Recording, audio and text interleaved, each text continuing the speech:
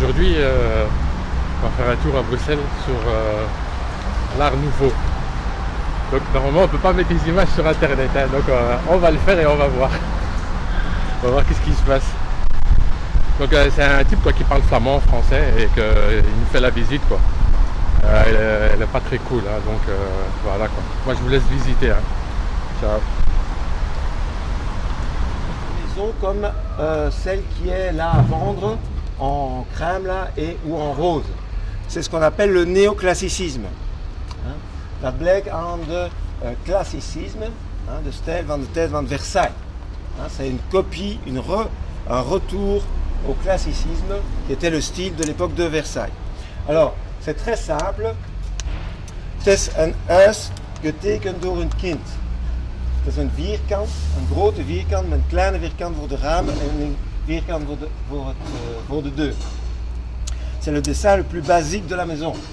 C'est le dessin d'un enfant. Si vous regardez, c'est un grand rectangle dans lequel on a inscrit des petits rectangles pour les fenêtres et un pour la porte. Voilà, ça c'est la maison néoclassique. Il y a des tas de rues à Bruxelles où il n'y a que ça. Er zijn veel straten waar we vinden alleen die stijl. Aan het eind van de 19e eeuw, Victor Horta wilde een nieuwe vorm creëren. Et donc, c'est à la fin du 19e, en 1893, que Horta va signer un nouveau style. Et donc, il change complètement l'approche de la maison. We hebben een nieuwe orde, een nieuwe structuur voor het huis. Het privéhuis.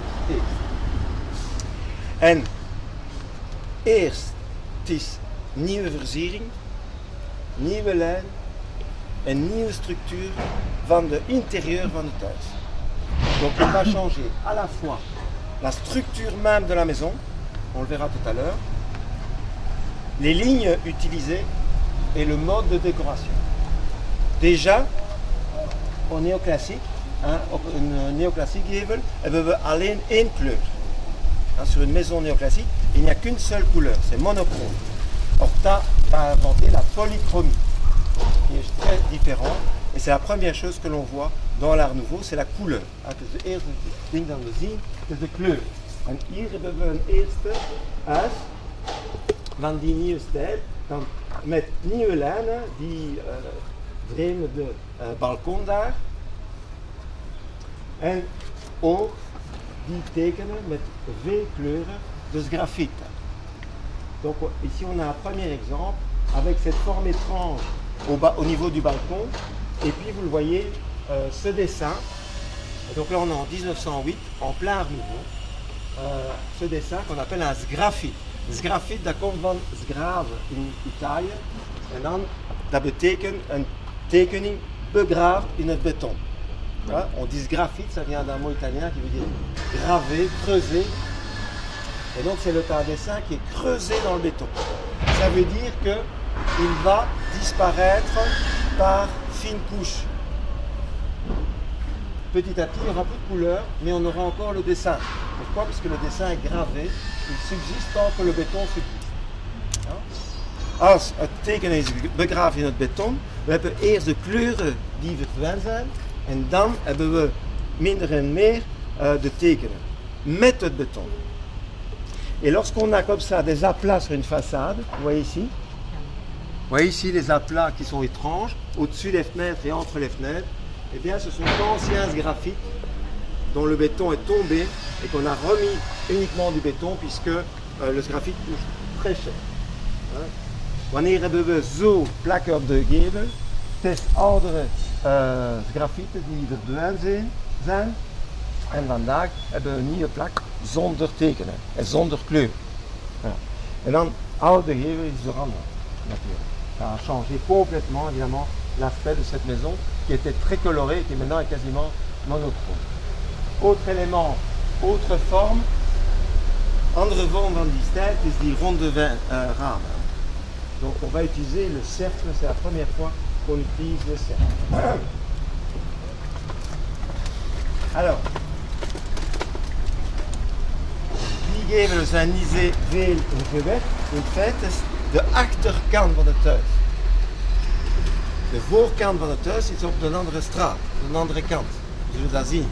Donc ces côtés ici sont peu travaillés parce qu'en fait, c'est les façades arrière. Ce sont des maisons à deux façades, la vraie façade est de l'autre côté. Léon de Lune, donc ce premier, Léon de Lune, qui est surtout connu pour avoir construit la bombe. Ces deux maisons-ci, die twee huizen in Sinjoost en bij de Franklin Roosevelt-laan, op de Franklin Roosevelt-laan. Donc il est surtout connu pour ces deux maisons, l'une construite à Saint-Josse, rue des Éburons, et l'autre avenue Franklin Roosevelt. Notamment celle-ci est très célèbre puisqu'elle est juste après l'ULB aux abords de l'avenue Franklin Roosevelt. Donc Léon de Lune. Alors we hebben die ronde vorm natuurlijk.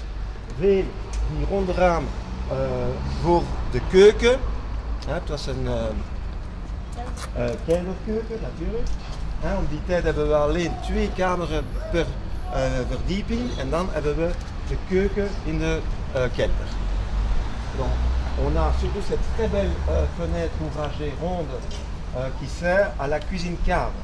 À l'époque, les maisons n'ont que 2 pièces d'enfilade et donc la cuisine est en sous-sol, en demi-sous-sol. Ce qui explique que dans l'Art Nouveau, on a toujours des fenêtres de cave comme ça très surélevées, puisqu'il y a toujours la cuisine en dessous. Alors vous avez quelques graphiques qui restent de ce côté-ci. We hebben nog sommige grafieken van die kant. Ça, c'est ce graphique van Paul Cauchy. Donc ce sont des dessins de Paul Cauchy, le très grand graffiteur du début du XXe siècle. Oui, de Cauchy huis in Etterbeek is een van de grootste grafieken.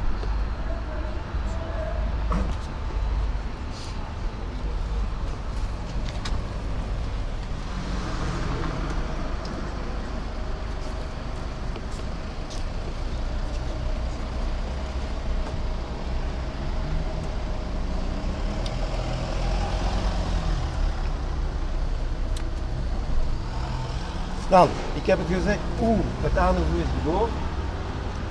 Nu, hoe is het gedaan? Donc j'ai expliqué le début de l'Art Nouveau, maintenant comment il s'est arrêté. Dan, c'est unique dans l'histoire. Het is een enige feit in de geschiedenis van de architectuur. Het is dezelfde architect die begint en die dan de Art Nouveau. Donc c'est le même architecte, c'est unique dans l'histoire, c'est le même architecte qui a décidé de l'ouverture et de la fermeture de ce style. Donc, en 1893, Victor Horta crée les premières maisons Art Nouveau à Bruxelles. Et en 1920, il décide que c'est fini et qu'on va construire en Art déco. Pourquoi? Victor Horta heeft de eerste Art Nouveau huis gecreëerd in 1893. En in 1920, hij zei, het is gedaan nu, van die stijl, daar begint met de Art Déco-stijl. Pourquoi? Gedurende de Eerste Wereldoorlog, er was in Londen wanneer de Duitse legers kwamen in België. En onze vrienden zeiden, blijf in Londen, want de Duitse wachten. Maar, hij moest geld. En dan hij ging in de Verenigde Staten, en daar hij was leraar in de universiteit in Chicago. Maar voor de Amerikaanse en Europese kan juist de oude kunst leren. En dan hij moest grond van de Griekse en Romaanse kunst. Dat is voor hem ongelooflijk. Maar het is zo. Donc, Victor Horta, le hasard fait que lorsque les armées allemandes envahissent la Belgique, est à Londres, dans une conférence en fait. Et ses amis lui disent ne reviens pas, les Allemands t'attendent. Et donc il part aux États-Unis pour gagner sa vie, et là il va donner cours dans une université à Chicago. Mais pour les Américains, un Européen, c'est juste utile pour les vieilles choses. Et donc il va être obligé de donner cours sur la déco. Donc il va être très très vexé, mais bon, il doit gagner sa vie. Bref, durant ce voyage obligé, il va voir les nouvelles constructions américaines Et surtout quand il va revenir, il va se rendre compte que le peuple, la Belgique a tellement souffert qu'elle ne peut plus, que les Belges ne peuvent plus accepter une architecture avec toutes ces fleurs et tous ces ronds et toutes ces couleurs. Et donc c'est à ce moment-là qu'il décide de passer à un art beaucoup plus géométrique. Hein? Ja, dan wanneer hij komt terug in België, sans ajout, mais dans le domaine de la structure. Ça c'est l'art déco. Bon, je ne vais pas m'y attarder, c'est pas la visite d'aujourd'hui, mais donc c'est juste pour vous montrer qu'on est passé de ça à ça. In dezelfde tijd, gedurende dezelfde periode, 1920, 1930, hebben we een tweede stijl in ons land. Alleen in Frankrijk en in België. Die stijl. Donc durant la même période, en 1920-1930, on va avoir un deuxième style qui n'existe qu'en Belgique et en France. C'est ceci. C'est ce qu'on appelle le style Beaux-Arts. Beaux-Arts, waarom? Omdat het was de school van de schone kunsten die het al gecreëerd in Parijs. Non, ben, il y a dit naam, Beaux-Arts style. Et donc ça n'existe qu'en Belgique et en France, né à Paris à l'école des Beaux-Arts, ça va inspirer les architectes en Belgique. Il y a deux Beaux-Arts, deux styles Beaux-Arts. Er zijn twee Beaux-Arts stijlen. Welke? Die is de Franse Beaux-Arts. Alloïde. Met een alloïde steen op de gevel. Donc il y a deux styles Beaux-Arts. Le premier, c'est le français, qui se construit sur une façade toute blanche. Alors quelle est la règle du Beaux-Arts? On utilise une façade Renaissance sur laquelle on plaque une décoration baroque. Hein? Wat betekent Beaux-Arts stijl? Het is een Renaissance gevel met een barokse versiering. En dan hier, wanneer oude gevel is wit, het is een Franse Beaux-Arts. Nous allons voir tout de suite ce qu'est le Beaux-Arts belge.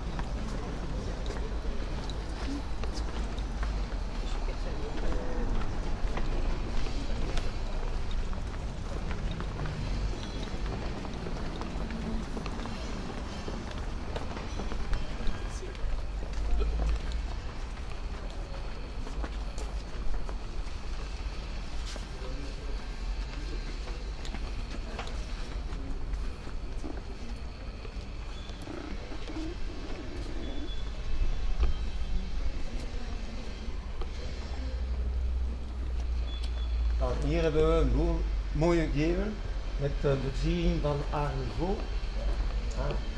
De leuningen van de balken zijn echt in Art Nouveau stijl. Met die ronde vormen zo en de ronde in de midden. Het is echt Art Nouveau. Donc ici on a vraiment une façade Art Nouveau avec cette décoration centrale et surtout les deux rambardes de balcon avec ses ondulations et ses cercles, c'est typiquement Art Nouveau.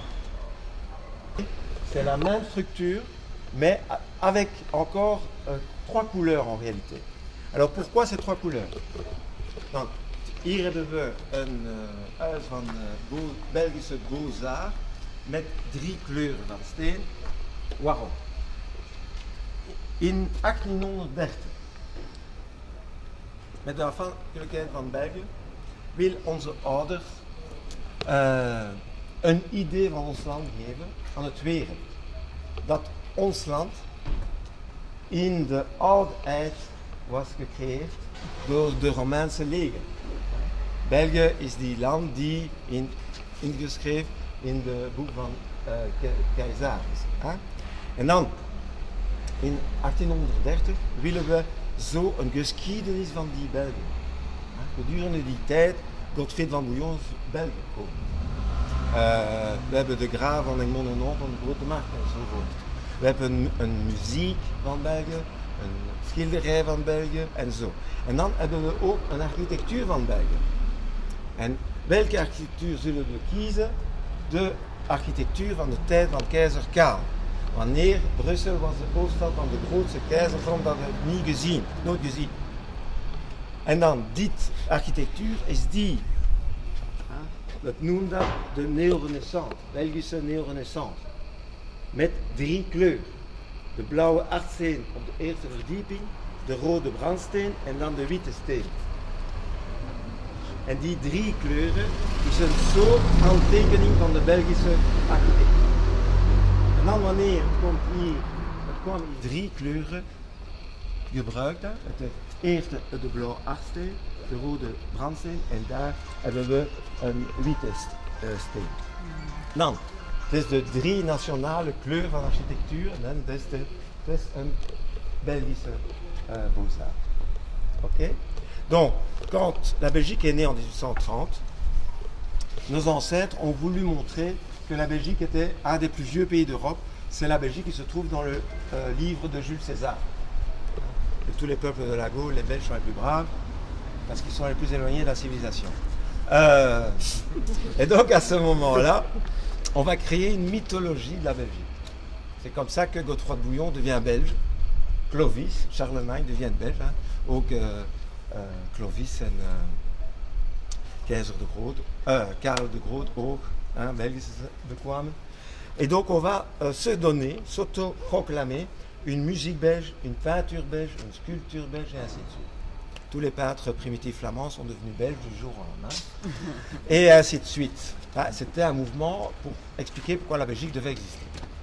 Et donc on va se choisir aussi une architecture. On ne va pas choisir n'importe laquelle, on va choisir l'architecture de l'époque où Bruxelles est la capitale du plus grand empire que l'histoire ait connu. L'empire de Charles Quint. L'empire sur lequel le soleil ne se couche jamais. Et donc cette architecture, c'est ça. C'est ce qu'on appelle le néo-renaissance belge ou flamande. Cette architecture est caractérisée par l'utilisation de 3 pierres différentes.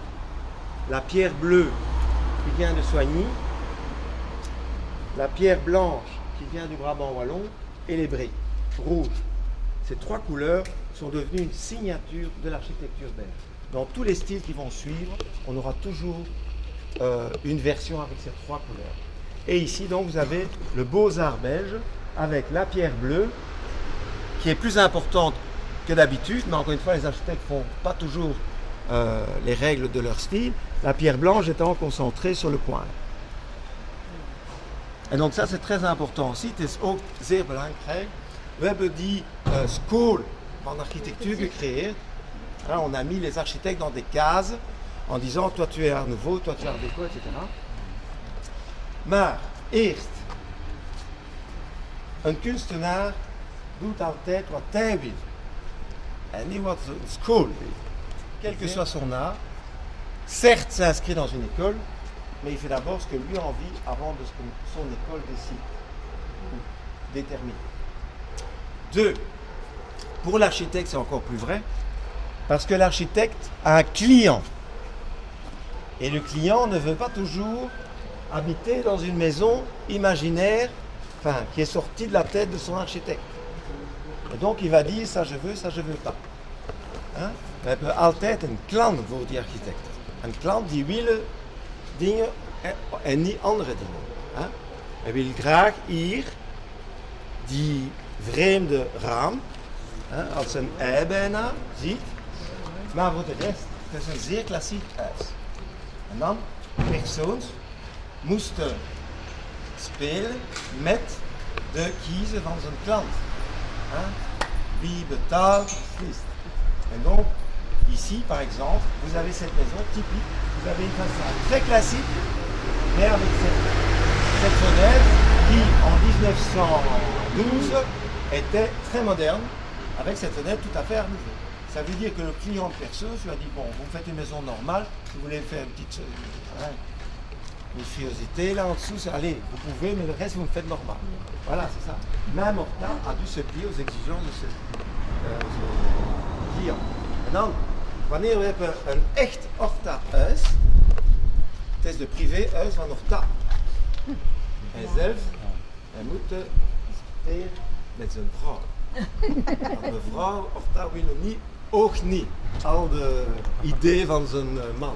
Hein, donc la seule fois où vous avez un vrai Horta, c'est lorsque il crée sa propre maison. Bon, donc je le dis en rigolant en flamand, et même là il a dû s'accorder avec sa femme, qui ne voulait pas nécessairement toutes ces folies.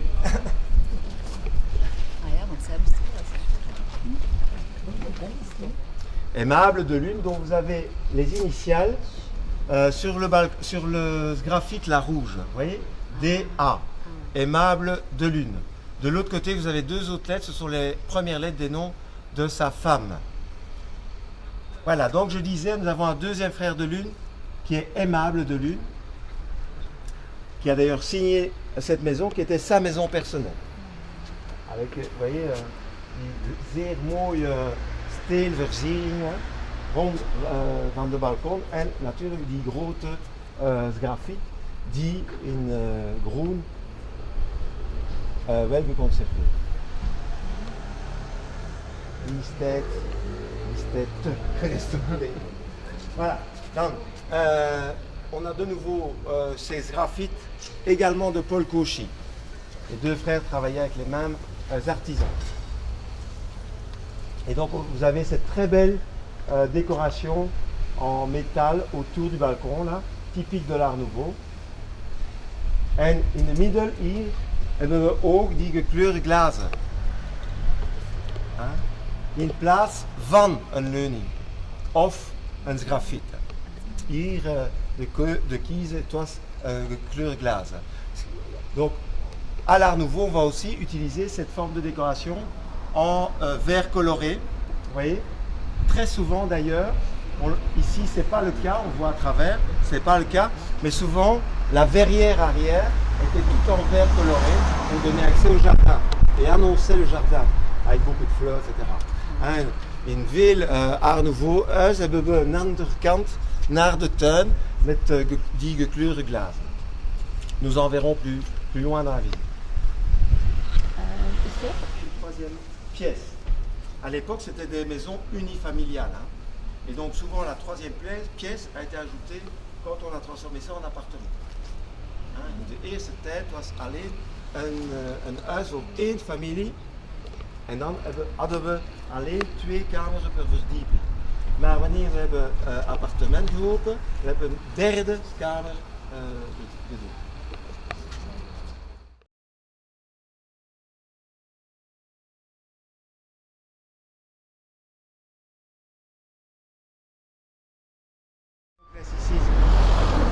Ces maisons ont été construites dans ce style 19e que Horta a voulu arrêter.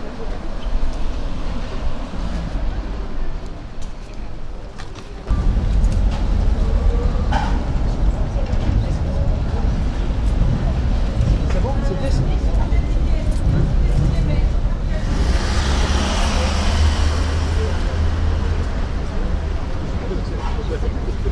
Dan, in 1936 hadden we in Engeland een nieuwe vorm van reizen, de kruis. En dan voor dat hadden we grote boot. En de eerste was de Queen Mary. De Queen Mary is een soort droom voor alle mensen die wilden reizen. En dan iedereen wilde in die tijd een deel van de Queen Mary op zijn neus hebben. Dat is de pakbootstijl. En hier hebben we een van dit gebouw en met die toren.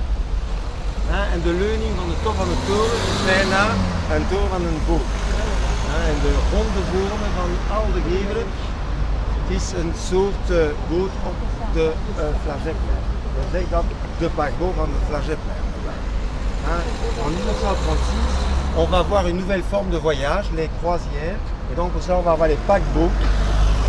Et le premier, c'est le Queen Mary, qui est tellement riche et doré. On va avoir des cartes postales du Queen Mary qui vont partir dans le monde entier, à tel point que tout le monde va vouloir un morceau du Queen Mary sur sa maison. Et donc c'est la naissance du style paquebot. Alors vous voyez ici un des plus beaux exemples de Diongre. C'est donc d'ailleurs le paquebot de la place Flaget, millénaire, avec cette tour. On dirait la cheminée d'un paquebot. Et regardez les décorations. La rambarde tout en haut, on dirait les rambardes effectivement d'un bateau.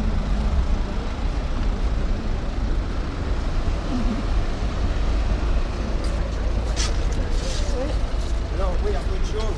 Ce qui est étrange avec le style paquebot, donc attention, non, d'ailleurs je me trompe, on ne peut pas parler de style paquebot en réalité, parce que on a de l'art déco paquebot, du modernisme paquebot, du postmoderniste paquebot et du contemporain paquebot. We mogen niet pakbestijl zijn. Omdat we hebben, het is een idee, meer een idee in verschillende stijl dan een echt stijl. En dat hebben we de Art Deco paquebot, de modernisme paquebot, de postmodernisme paquebot en de nieuwe paquebot vandaag. En dan, d'ailleurs on verra tout à la fin, même les architectes du 21e siècle retrouvent des formes dites paquebot dans les toutes nouvelles constructions. Et donc c'est une nuance que l'on va retrouver plus ou moins tous les 20 ans dans l'architecture belge. We zullen dat zien alle 20 jaar in de Belgische architectuur. Une des plus grandes périodes paquebot, c'est l'Expo 58. Dans ce style qu'en Belgique nous appelons le style Spirou, où beaucoup d'éléments paquebot sont repris.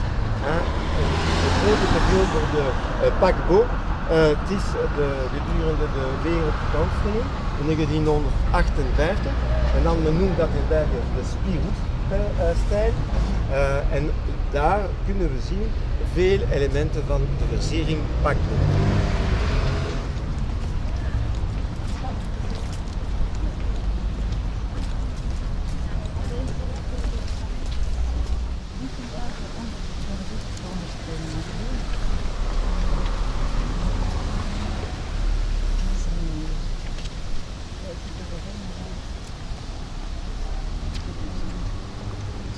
Van hier kunnen we zien, kijk het derde huis daar, met die beetje gele gevelen, met een groene bow-window, ziet het? Het is de derde de Lune, Ernest de Lune. Het is dezelfde architect als aan de andere kant van de vijver, al die serie daar, en na de moderne gebouw, de laatste huis zijn ook van Ernest de Lune. Dat is een meer bekend broer. En dan hier hebben we het huis van een, ik heb het gezegd, ze werken met dezelfde werkers. En hier is een glasmeester. En dan, zo hebben we al die vensters op de gevel. Donc, nous voyons ici la façade jaune là-bas, c'est le troisième frère de Lune, Ernest. C'est le même architecte qui a construit toute la série de maisons après l'immeuble moderne, là, jusqu'à la fin de la rue de l'autre côté. Il est le plus célèbre d'entre eux, et donc il a construit cette maison qui est là, voyez, pour leur maître verrier, Stern. Alors ce qui est étrange, c'est évidemment l'impact de l'escalier dans la façade. Voyez, ça veut dire qu'aucune pièce n'est à front de rue. Al de kamers zijn achter de trappenkamer. Alors waarom? Dat is een beetje vreemd, hè? Alors, waarom? Omdat op de derde verdieping, op de tweede verdieping hadden we het oude huis gekocht, maar hij vroeg aan zijn vriend de Lune de achtergevel bouwen. Donc en fait, quand il a acheté la maison, Sterner avait donc une maison avec une relativement jolie façade d'un côté, mais une belle façade à l'arrière. Et donc, il a demandé à son ami Ernest de Lune de lui reconstruire la façade arrière. Et il l'a conçue comme une réclame du travail, une publicité, dat is een soort reclame voor het werk van de glasmeester. En kijk, zo hebben we zo blazen op die gevel. Et c'est pour ça qu'il y a autant de verre sur la façade. Ceci est tout à fait coloré, hein, c'est en vitrail. Hein. C'est des fleurs de glace. Et donc c'est une forme de publicité pour le travail du vernis. Voilà. Et toute la façade est organisée de cette façon. Oui. Et donc ici c'est tout un travail de vernis. Hein. C'est une fleur de glace. En op de deur ook. Hè. Voilà. Gaan we daar naartoe? Nee. We hebben te veel te doen.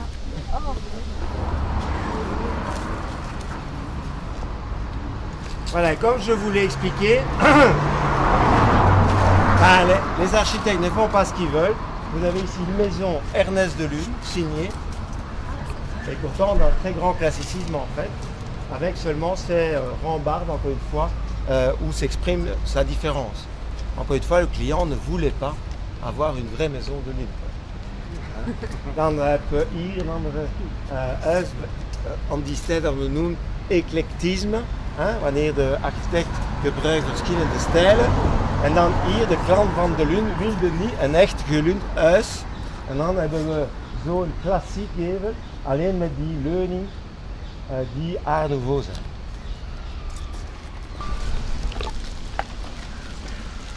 Dan hebben we hier een andere periode van de paquebot-versiering. Met die ronde wijzer. En ook met die lange deurgrepen. Dat we hebben gezien op al de bioscopen in de jaren 50. Donc ici on a une autre forme de paquebot, avec notamment, on ne les voit pas ici, mais quand vous écartez les formes des balcons, mais surtout ces hublots ici, ces petites fenêtres rondes typiques du paquebot, et ici aussi ces longues poignées de porte, ouais, qui sont typiques de ces années-là et qui ornaient tous les cinémas des années 50. Alors, plus intéressant, dat is niet onze thema vandaag. Dan, hier hebben we een vierde architect van Art Nouveau, dat is Ernest Blériot. Ernest Blériot is meer in de stijl van Horta. In de Art Nouveau hebben we twee scholen. De eerste is een beetje klassiek, niet met veel kleuren, maar met die versiering, stijlversiering. Het is de stijl van Horta en het is de stijl hier van Blériot. Wat we hebben gezien bij de Cours de Lune hebben we een andere versiering met veel kleuren, dus graffiti. Et donc dans l'Art Nouveau, on a vraiment deux tendances, deux écoles. Celle qui va utiliser beaucoup de graphite et donc colorer très fort les façades, avec beaucoup de couleurs, et les plus classiques comme Horta et Blériot qui vont seulement utiliser de la pierre noble, pierre bleue, pierre blanche, dans laquelle ils vont amener du rythme par ces décorations en métal. Ici, chez Blériot, on appelle ça le style spaghetti. Vous voyez tout de suite pourquoi. Et donc Blériot adore ces ferronneries. Voor Blériot het is zeer belangrijk al die stijlversiering, wat men noemt spaghetti-stijl. Une façade qui reste finalement relativement sobre, mais regardez, il y a quand même des éléments étranges, comme ce balcon arrondi là au-dessus, qui n'est pas classique du tout. De vorm van die balkon daarboven is specifiek van de Art Nouveau-stijl. Alors, in de interieur, het was niet hetzelfde. Horta et Blériot ne mettent pas beaucoup de couleurs sur la façade, mais ils les mettent à l'intérieur. Et donc ici, derrière cette fenêtre, achter die raam, hebben we de kleuren van Blériot. Kijk, dat is hierachter.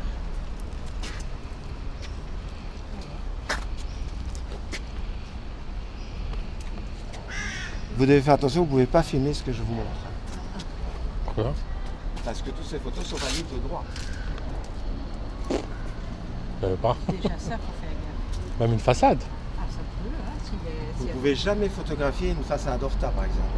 Vous risquez d'avoir des problèmes avec la fondation Horta. C'est vrai? Je vais d'ailleurs vous expliquer ça pour un propriétaire.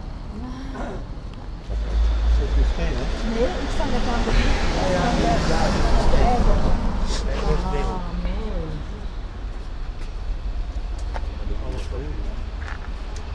alle twee of één? Allebei. Is het goed?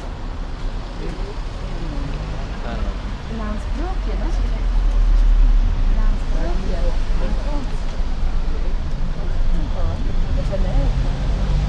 Dan, we hebben nog hier twee huizen van Blériot. Alors, dat is specifiek van die architect. In feite, hij werkte niet voor klanten. Hij kocht de terrein, het gebied, aan de gemeente en hij bouwde voor hem. Wanneer de huizen zijn gedaan, hij huurde de appartementen. En zo, hij mag alles wat hij wil gedaan doen. Donc c'est spécifique à Blaireau. Blaireau est un architecte qui, quand on commence l'Art Nouveau, est déjà riche. Had veel geld op het begin. Et donc il va pouvoir faire quelque chose que les autres architectes ne font pas. Il va acheter à la commune une partie de rue sur laquelle il va construire ce qu'il a envie, parce qu'il ne destine pas ses maisons à la vente. Il va les louer. Et donc il va continuer à percevoir des loyers qui vont faire que en fait, sa construction est une forme d'investissement qui va être comme une roue qui va amener de plus en plus d'argent. En zo hadden hij meer en meer geld. En doen al wat hij wil. Voilà. Et donc dans cette rue, en fait, vous avez ces deux maisons-ci, cet immeuble-là, l'immeuble en face, et, sa maison, et deux encore maisons dans l'autre rue. De uren van dit huis is zeer aangenaam, omdat hij mag ons zien de andere kant van het appartement. En dan kunnen we zien de kleurglas naar de tuin. En dan hebben we een groot teken in glas op de andere kant. Donc le locataire ici est assez gentil de nous laisser voir à travers son appartement. Et vous voyez qu'on voit en fait la verrière à l'arrière qui donne sur le jardin. On la voit un peu là aussi, mais avec les plantes c'est moins facile. Et alors vous avez ce très beau travail de la pierre qui werkt steekt daar onder het bow-window. En dessous du bow-window, vous avez évidemment ce très beau travail de la pierre blanche, aussi spécifique du ceci.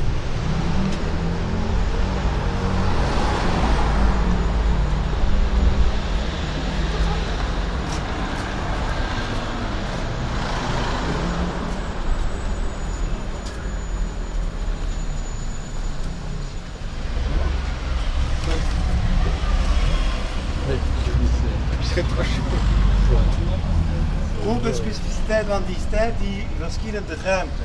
Vous voyez qu'on a en fait des volumes différents selon les parties de la maison. En hier de grote hoeken. Donc ce coin cassé ici est aussi typique de l'Art Nouveau.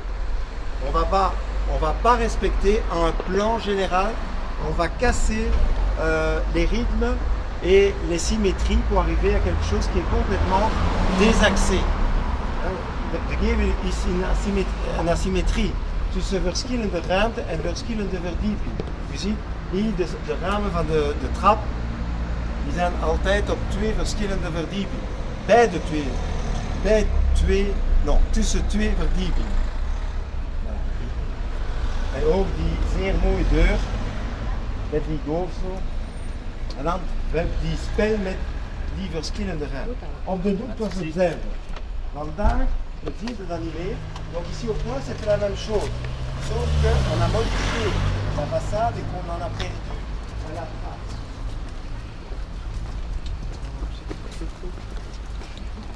Et en fait, Blaireau avait dessiné le point comme ça.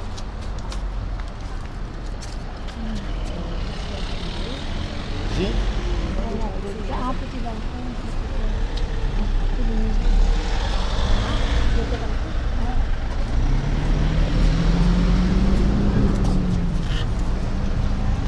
In de jaren 40 hebben we die witte ceramiek op de muur gezet tegen het water.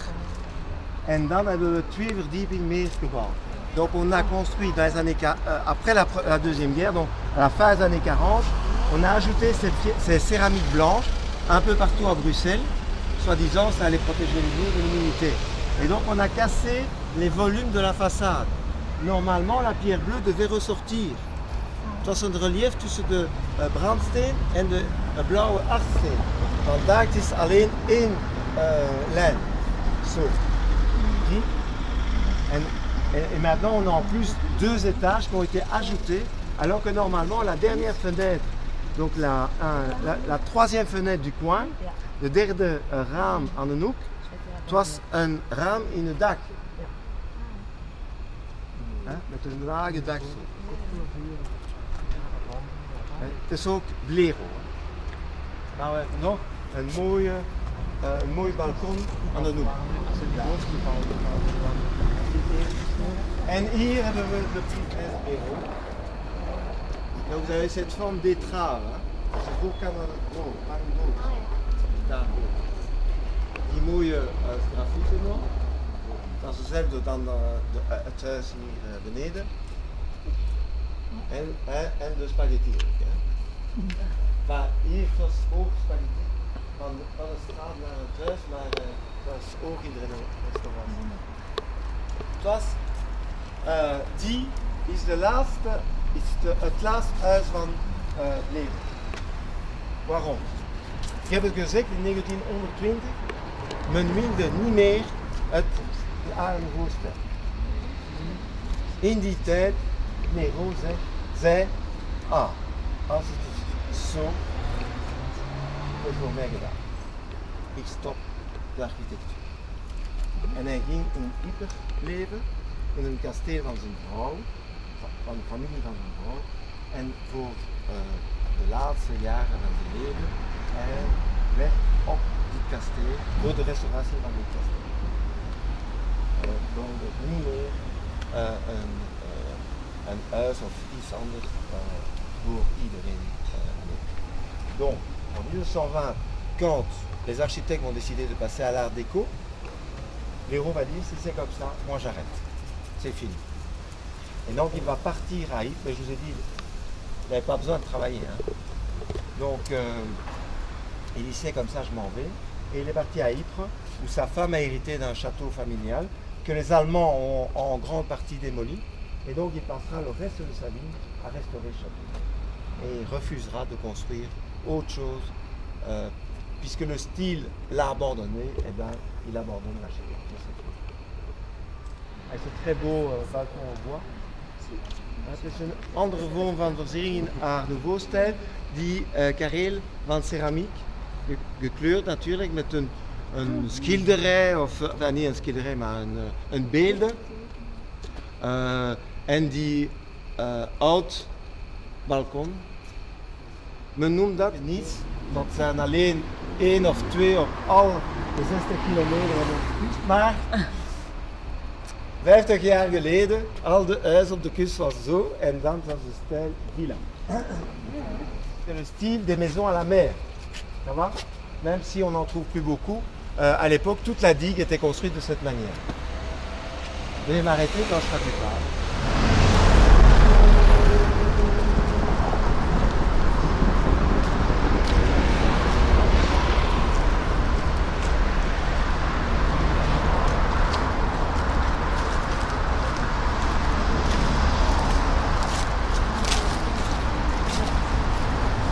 We zijn hier voor het eerst huis van Horta. Het was de Max Allais huis. Max Allais was een socialiste vertegenwoordiger en een journalist van het begin van de 20e eeuw. En hij vroeg aan Horta dit privéhuis. En we zien dat er niet veel kleuren op de geel. Het is alleen witte steen. Al de kleur is op de leuning. En op de oud element van de deuren en de ramen. Donc nous sommes ici devant la première maison Horta. C'est pas la première maison Horta, c'est la première qu'on voit. Même chose. On verra la première. Non, c'est l'hôtel Max Allais. Donc il a été construit pour le journaliste et député socialiste Max Allais, qui a demandé à Horta de lui construire cette maison. Alors, j'ai dit tout à l'heure le danger de filmer. En fait, le propriétaire, Michel Gilbert, de eigenaar van die thuis was Michel Gilbert, een Brusselse avocat, a entièrement rénové sur fonds propres l'entièreté de cette maison. A même reconstruit des éléments tel qu'ils étaient à l'origine. De eigenaar Michel Gilbert heeft al gerestaureerd met zijn geld. En aan de einde hij wilde huren de kamer. Al voor een U-feest of een dopfeest of zo.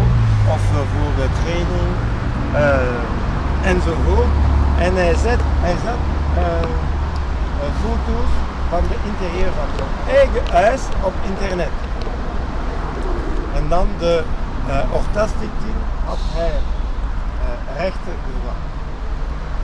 Omdat al de beelden van de Horta, het Horta-werk zijn onder rechten. Et donc, ici, Michel Gilbert a restauré cette maison entièrement avec son argent privé. À la fin de son investissement, il a voulu rentabiliser son investissement et donc il a loué la maison pour des événements, enfin c'est toujours le cas, pour des événements, pour des expos, pour des fêtes de mariage, etc. Et donc, pour cela, il a fait un site internet. Il a mis des photos de son intérieur sur le site internet. Et la fondation Horta lui a fait payer des droits. Parce que toute image du travail d'Horta est soumise à des droits d'auteur. Donc il ne faut absolument pas mettre ça sur internet. Moi je commercialise rien moi. Ça va? C'est ceux qui Peu font du importe. pognon. Peu importe, vous ne pouvez pas le mettre sur internet. Oui, ça va. Alors, l'intérieur justement, donc, comme je vous l'ai expliqué au blaireau, toute la fantaisie et toutes les couleurs d'Horta sont à l'intérieur, mais rarement à l'extérieur. Al de kleuren voor Horta zijn in de interieur en niet echt in de exterieur. Dat hebben hier de trap en één kamer van het huis.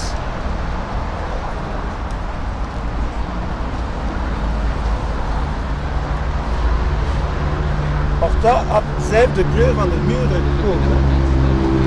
Wanneer u kwam in het huis gebouwd door Horta, al is gedaan. Hè? De kleuren, de lichten, alle. De meubelen. Kom juist met uw ja, met uw valies. Voilà, hier een andere beeld van het huis. Hier.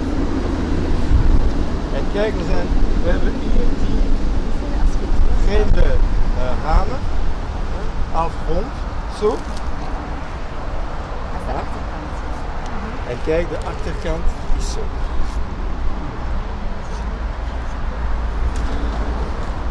Beau hein?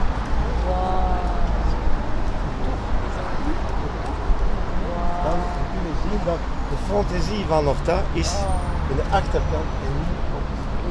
Toute la fantaisie d'Horta s'exprime dans l'arrière-maison et pas sur la façade.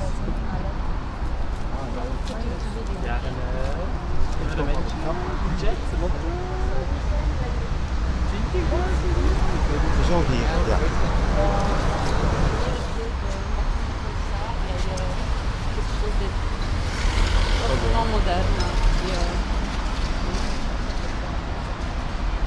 De toute façon, quand Horta a construit ça, les gens disent la même chose.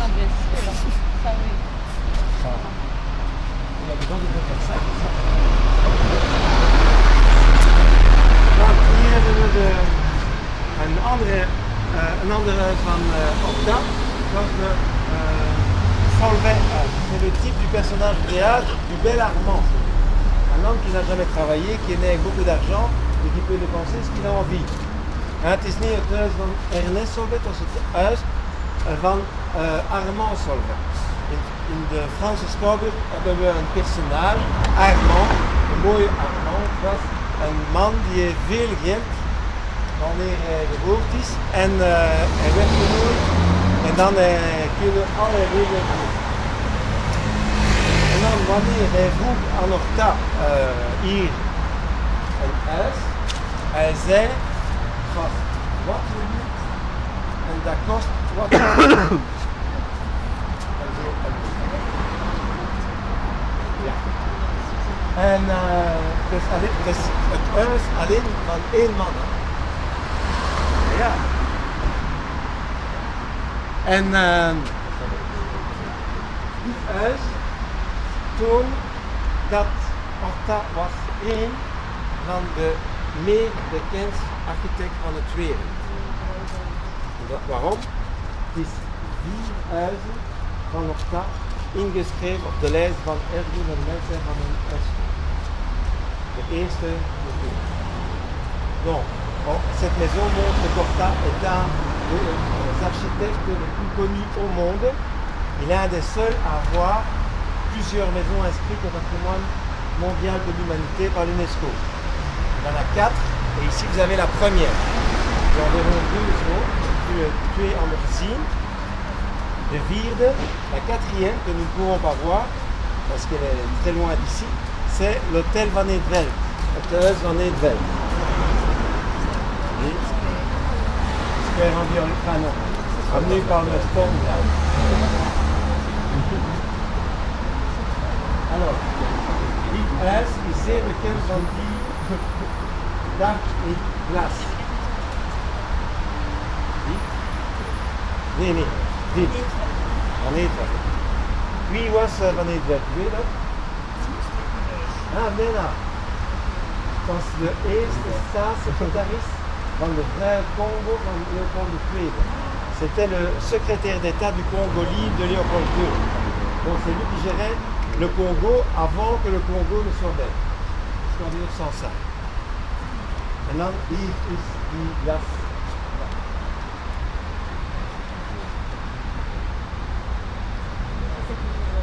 Het is hetzelfde, twee elementen. En dan, ce toit, die dak, is verdwenen. Ja, gedurende het einde van de jaren 80. Non, 50. In die tijd, de gasmaatschappij wilde nieuwe kantoren op het andere verdieping bouwen. En dan al die glas niet afzetten. Maar gedurende de dag, de werkers hebben al die glas in een conteneur zetten. Donc ils ne sont pas passés avec la grue.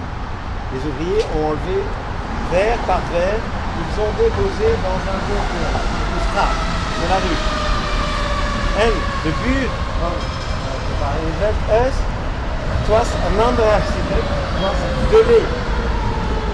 En Delay komt terug thuis, il revient à la maison, il a promené son chien, puis il revient dans le conteneur et il reconnaît, de Glas van Horta. Il reconnaît la verrière qu'il connaissait.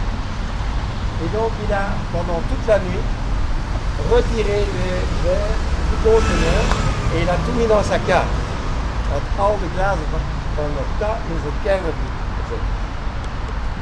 En dan,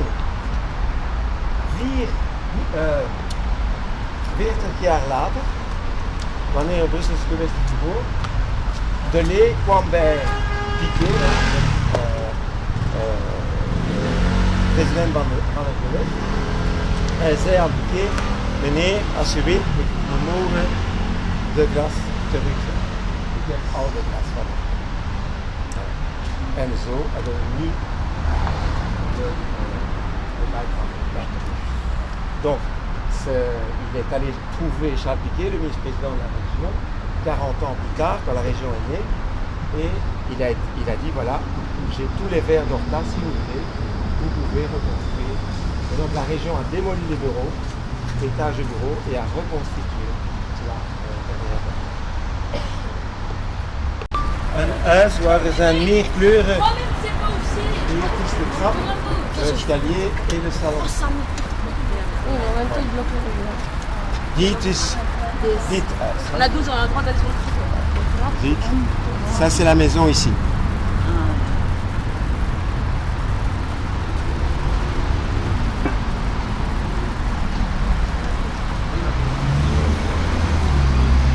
Tasselhuis.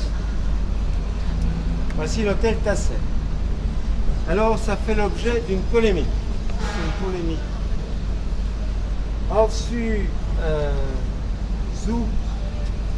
als u volgt een bezoek van het Art Nouveau in Schaerbeek, de gids zal zeker u zeggen dat het Art Nouveau is in Schaerbeek geboren.